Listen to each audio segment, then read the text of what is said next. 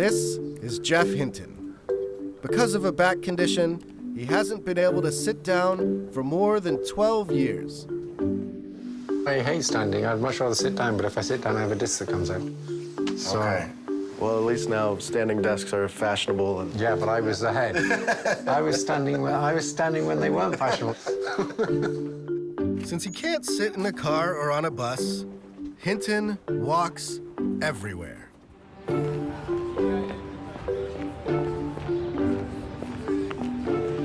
The walk says a lot about Hinton and his resolve.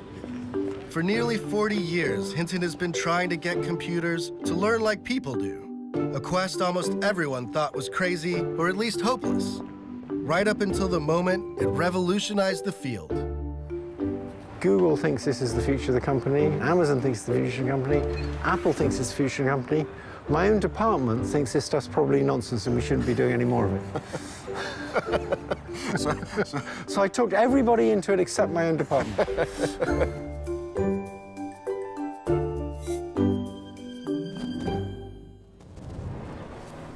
You obviously grew up in the UK, and you had this very prestigious family full of famous mathematicians and economists. And I was curious what it was like for you.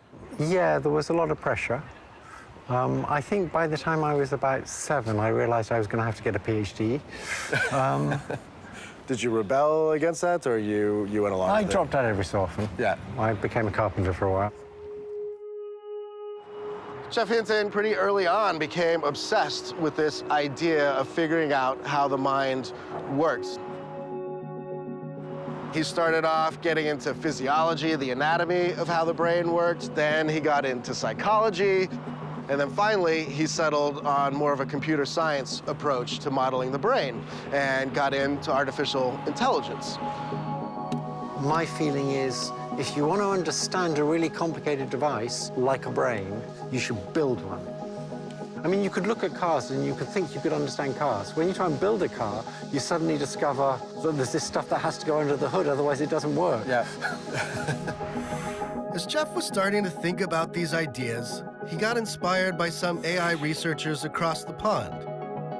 Specifically this guy, Frank Rosenblatt. Rosenblatt, in the late 1950s, developed what he called a perceptron, and it was a neural network, a computing system that would mimic the brain. The basic idea is a collection of small units called neurons. These are little computing units, but they're actually modeled on the way that the human brain does its computation. They take incoming data like we do from our senses, and they actually learn, so the neural net can learn to make decisions over time. Rosenblatt's hope was that you could feed a neural network a bunch of data, like pictures of men and women, and it would eventually learn how to tell them apart, just like humans do. There was just one problem. It didn't work very well. Rosenblatt, his neural network was a single layer of neurons, and it was limited in what it could do, extremely limited. And a colleague of his wrote a book in the late 60s that showed these limitations. And it kind of put the whole area of research into a deep freeze for a good 10 years. No one wanted to work in this area. They were sure it would never work. Well, almost no one. It was just obvious to me that it was the right way to go. The brain's a big neural network, and so it has to be that stuff like this can work because it works in our brains.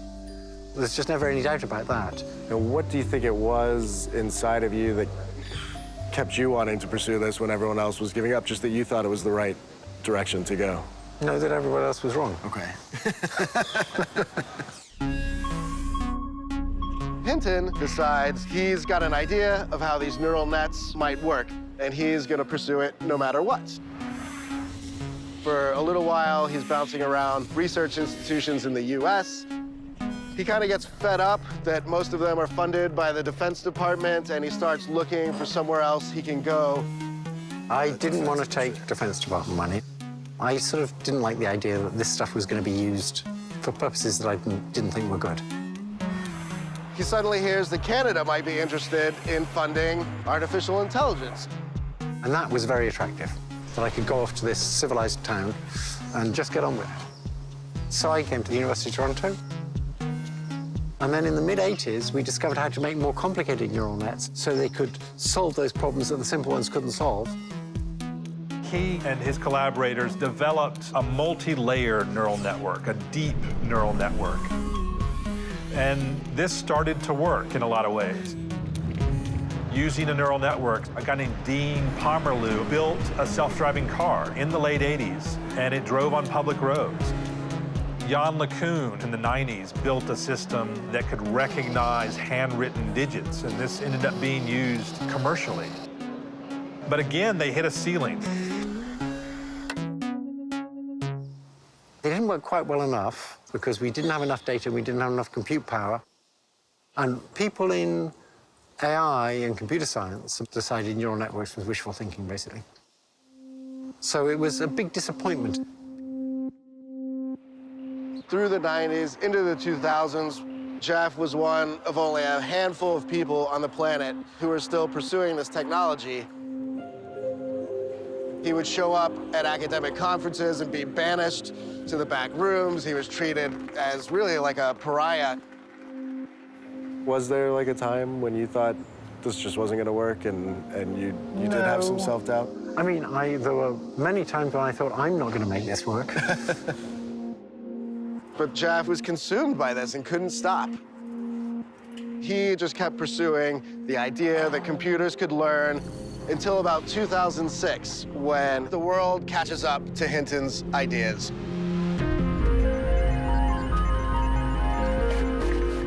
Computers were now a lot faster. And now it's behaving like I thought it would behave in the mid-'80s. It's solving everything. The arrival of super-fast chips and the massive amounts of data produced on the internet gave Hinton's algorithms a magical boost.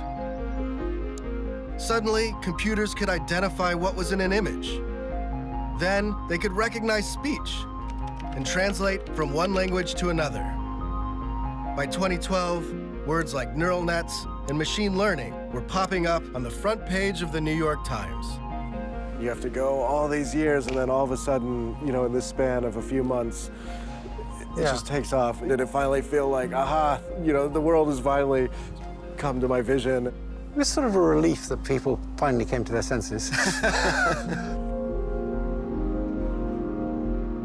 For Hinton, this was clearly a redemptive moment after decades of toil. And for Canada, it meant something even bigger.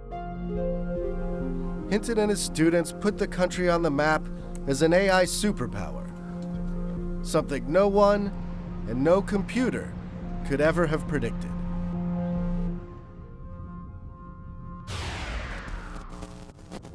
Thanks for watching, and if you want to see more Hello World, click on the link to subscribe.